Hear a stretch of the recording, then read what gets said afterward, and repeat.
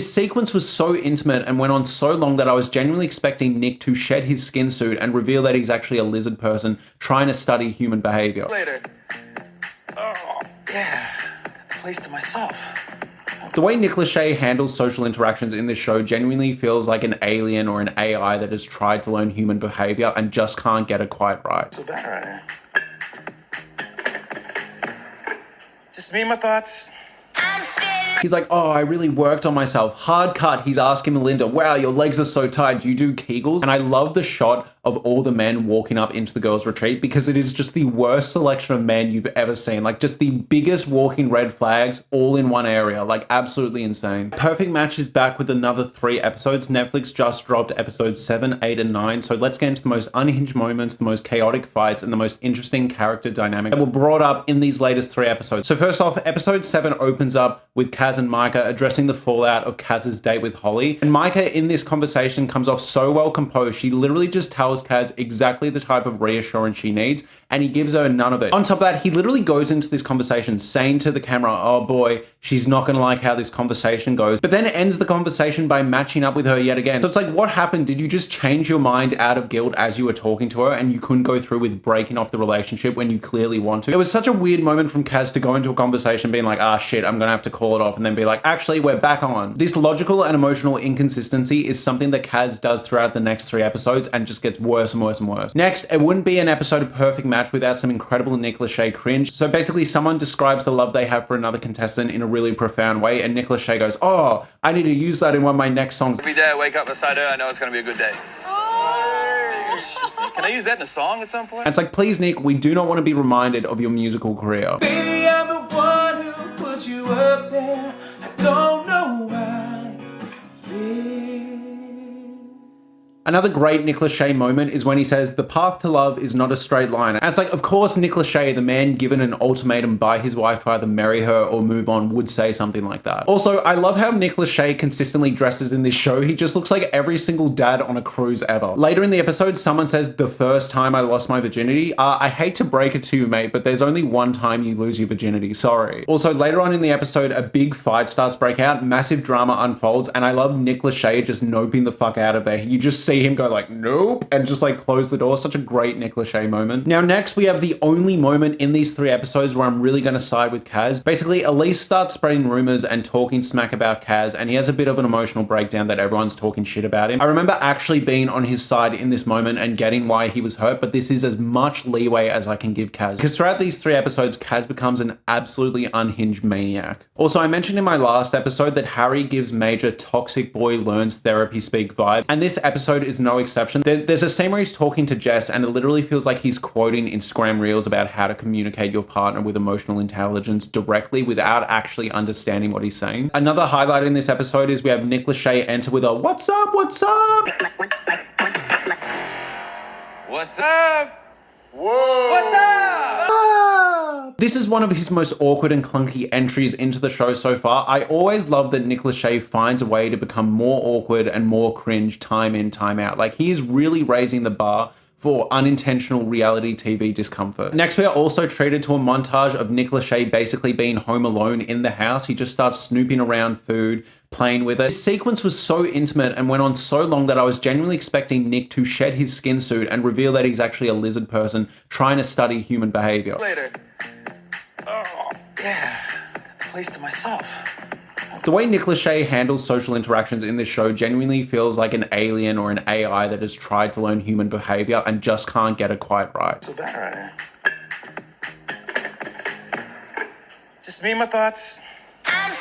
But then we're on to episode 8, and boy, the producers of this show are just absolutely diabolical. I love the setup for this show. Basically, the boys get split and the girls get split, and when the boys go off on their boys retreat, all the other failed female contestants show up with them. And when the girls go on their solo trip, all the failed men contestants show up and they all get to mingle, and it's like an opportunity for them to pair off with someone else, someone new. Just a great idea to cause as much drama as possible, and I love the shot of all the men walking up into the girls' retreat because it is just the worst selection of men you've ever seen. Like just the biggest walking red flags all in one area. Like absolutely insane. We're reunited with Trevor from Love is Blind, one of the most disappointing men in reality TV ever. And I love that he says to the camera, oh, I used to see myself as like a big teddy bear. It's like, yeah, we used to see you like that too before you became an unhinged menace. We also start to see the failings and the cracks in Kaz as a person. He is just committed to Micah yet again after all these allegations of him being wishy-washy. And then on top of that, he complains that people are talking smack about his commitment to Micah. And then on this trip, the first moment he gets, he starts trying to seduce Christine. This guy is an absolute menace. You can't go around constantly complain that people don't see you as a loyal partner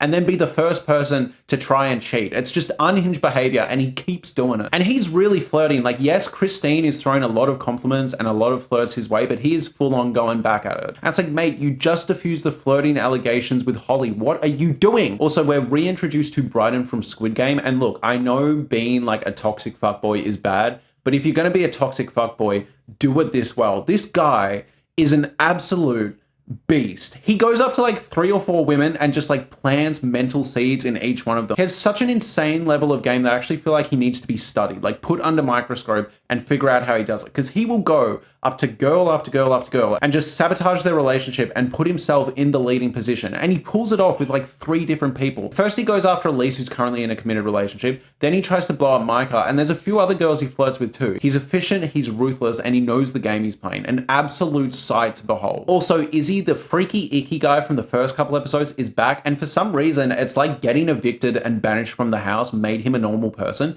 He's like super chill in his return. He's a total vibe. And he gets along with Micah way, way better. It's great to see. But now let's talk about Chris and Tolu, because Chris is an absolute menace. He goes up to Tolu and basically says like, I feel like the fact that I'm with you, I'm not able to explore other options. And it's just, you know, I've given up a lot. Basically saying like, hey, I want to explore with other people without just saying it. And she obviously picks up on this, and she's one of the most mature people in this show. So she just kind of like calls it, and she's like, look, this is really bothering me. You need to get your shit sorted. Fuck you. I just find Chris's motivations and behavior so questionable in this moment, because he goes up to Tolu, says to her that they've been having struggles and problems, but then he says to the camera like, Tolu is perfect. I wouldn't want to be with anyone else. She's the best. Like literally completely contradicting what he just said to her. It's like, why aren't you telling her that? What are you doing? Next, we just get an insanely incredible editing moment where Harry is literally talking to the camera. He's like, yeah, I've been through therapy. I'm trying to work on my relationship with women, try and treat people better, try and be more consistent with my intentions in my emotions. And then it hard cuts to him basically emotionally cheating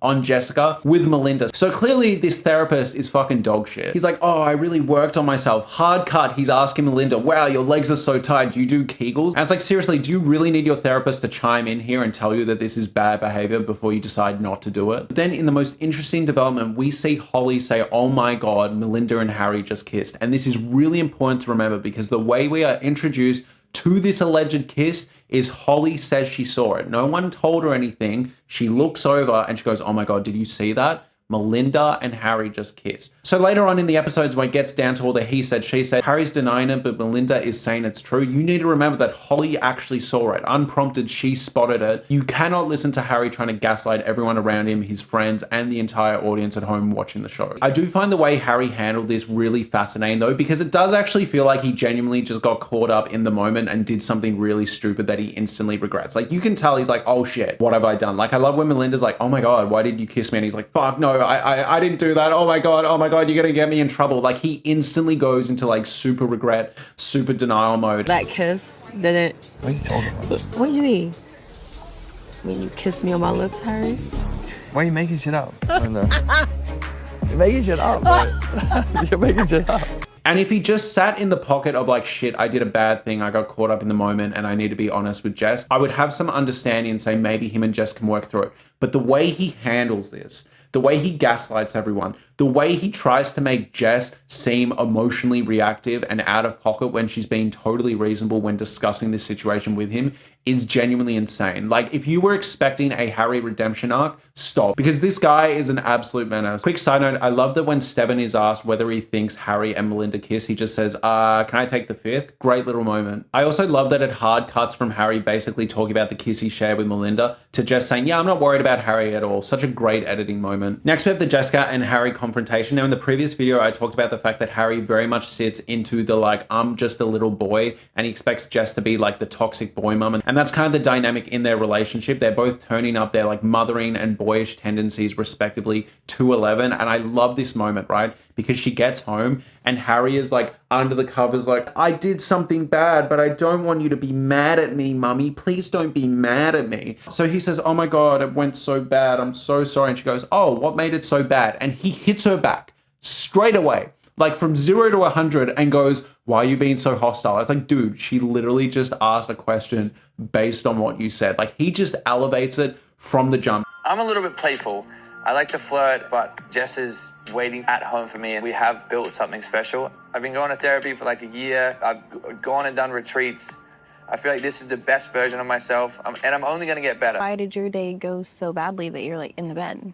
Why are you so hostile? Straight away he's going like, why are you being so angry? If you're going to talk to me like this, I don't want to talk about it. It's not even that big of a deal, and I don't even need to tell you, but I was going to do the right thing and tell you. This guy is a manipulative fucking freak, all right? Like, this guy is about to go through Shakespearean level drama, all right? He's going to be the center of a cheating scandal. He needs his wife as his number one teammate, and from the jump, he's like, you're the worst. Why are you being so argumentative? I don't like this at all. The therapy speak returns, and it's just so toxic because he goes, I was a bad representation, a bad male figure to your daughter. And the reason this is so toxic is because if he was just a dumb fuckboy that didn't realize the repercussions of what he's doing, that's one thing. But what Harry does is he'll do something awful and toxic, and then he'll like get ahead of people and be like, I know why what I did was bad. All right, you don't need to tell me. And it's like, well, if you know, stop hurting everyone around you. It's like, you know this before and you know this after. And it's like he already has these things in the back of his brain ready to say, so no one can really challenge him.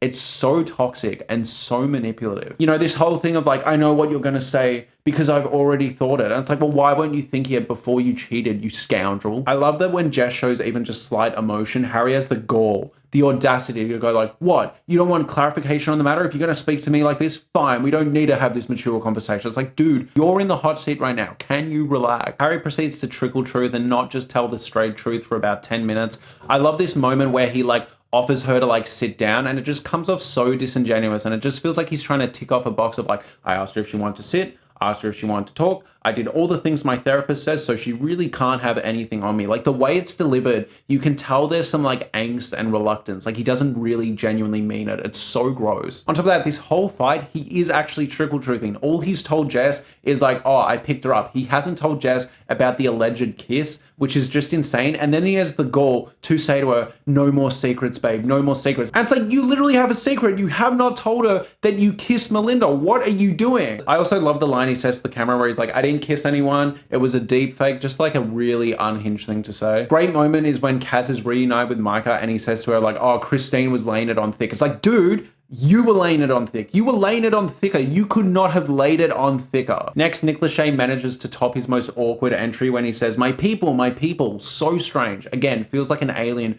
trying to disguise himself amongst humans. Hey! What's happening? It's Nikki! Hey, Nikki! My people, how are you? I also love when they're all reunited and there's potential that Jess is going to bump into Melinda. Harry literally like bear hugs her and says, oh, by the way, like, let's always make sure we talk to each other first before acting on what we hear. Basically saying, give me a chance to lie to you before you get mad about something I did. So next we have episode 9. Basically the first chunk of the episode is the fallout of this cheating scandal. Jess gets completely unreasonable with Melinda, in my opinion. Yes, maybe Melinda could have brought it up a bit better, but Jess is just so unfair here and really just clearly does not want to hear Melinda out in what she's saying and completely demonizes her in this setting in front of everyone. I actually like how Jess handles herself normally, but I really did not like how Jess handles herself here. Harry is on massive PR control. He's just going up to every single male friend that will listen to him and just be like, it's not true. It didn't happen. I did not have sexual relations with that woman. I did not have sexual relations with that woman. I actually think Dom comes off as really mature here. Dom really disappointed me this season. The first chunk, he came off immature. I was so disappointed because I liked Dom in season 1 of Perfect Match. But in this situation where he's talking to Harry and basically saying the effects that his fuckboy antics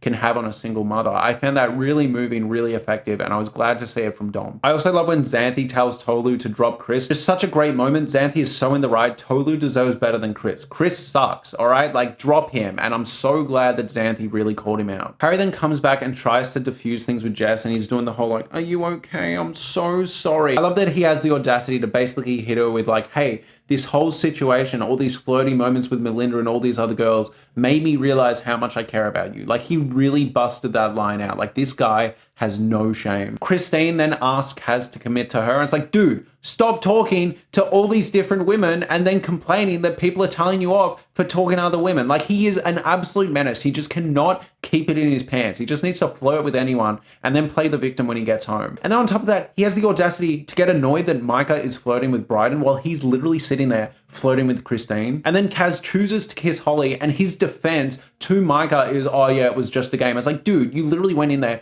trying to kiss Holly. On top of that, he then kisses Holly and goes, oh shit, she's not my perfect match at all. That kiss sucked. Like, this dude's insane. But then on top of that, in all seriousness, I was actually really disappointed with Kaz here. He gets in a fight with Micah. You know, he starts yelling and swearing at her and goes, did I say you couldn't fucking talk to someone? I found it really uncomfortable, and it felt like it was actually slipping into flat out verbal abuse. Genuinely just really disappointing behavior from Kaz. Like, he's gaslighting, he's manipulating. This is probably the worst behavior we've seen in this show so far. Like, completely disappointing. And she's having a totally fair reaction to seeing her man kiss someone else, and he just completely plays the victim and just takes out all his shit on her. On top of that, after hurling verbal abuse at her, he's then off flirting with Christine 2 seconds later while Micah is still in tears and then matches with her. Insane. Like a Shakespearean villain level arc. Like, I don't know what this guy is on. Micah is now single, right? And she thinks, oh, Bryden was flirting with me before, I'll pair off with him. But then Bryden pairs off with Elise. Again, Bryden, an absolute savage. Like, he had like 2 or 3 girls just on the hook. So he's off with Elise, Micah is left alone. So instead, as a last resort, she just pairs off with Izzy. And I love this because you can tell Izzy knows that he's just a last resort so she can stand the game, but he goes along with it. Like, pure cuck behavior. I absolutely love it. This batch of episodes ends with basically men just being manipulative crybabies. So Chris emotionally manipulates his way back into Tolu's good graces. This is so disappointing. She is so much smarter than this. She is so much better than this. And he just sulks a bit and she goes, you know what, let's make this work. So disappointing. She deserves so much better. Next, Elise, after dropping Justin so she can match up with Bryden, says, hey, can we talk about this? Can we talk about this? And I love that Justin holds the line here and says, no, we have nothing to talk about. You fucked me over. I don't want to talk. She has the gall to go, oh, you're such a great friend. You're so nice. It's like, no dude wants to hear that after being cucked. We do not want to hear it. Go. Goodbye. Let him grieve in peace. But next, I just want to close this video highlighting Harry's like insane manipulation game. He starts clearly like trying to vomit. He basically goes to the bathroom for the last 20 minutes of the episode and keeps vomiting just so he can come in and be like, oh, I just feel so bad about what I did to Jess. I just